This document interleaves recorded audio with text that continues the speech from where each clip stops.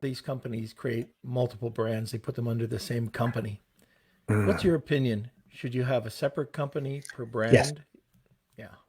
Yeah, it's called commingling. And the problem with commingling is that, if you've got 5 brands under one umbrella and they're all using the same staff, they're all using the same bank account, the same bookkeeper, and you want to sell one of the brands, you're going to be limited in terms of your buyers because you cannot pull off a completely separate and accurate profit and loss statement.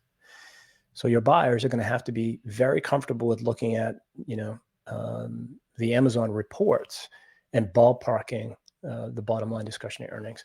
The one of the key things that buyers want, sometimes we call them pillars, but it's what buyers want, is documentation. They want clean and accurate documentation. And that primarily is focused on books, your financial records. And so the best situation is when you have one bank account, one EIN number for that one brand, and you can run a separate profit and loss statement for them. Now, what happens if you have multiple brands and a bunch of VAs that work on those different brands? You just have to allocate their time towards each brand, and there's software out there to do that. It's more work, but you get paid for it at the end of the day.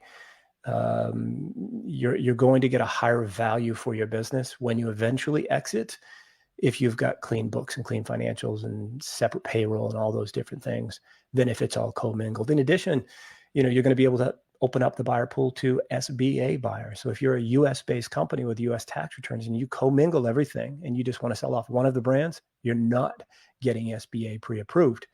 If you have everything separate, you are going to get SBA pre-approved, most likely, if the cash flow works in terms of the list price of the business. By way of example, I launched one on Friday. I hate launching on Fridays because I don't like working Friday afternoons, but we launched one every day last week. So selfishly, I didn't want to launch one on Friday. It was SBA eligible, $1,050,000. Email blew up. We've had 7 calls booked already with qualified buyers because it's SBA pre-qualified.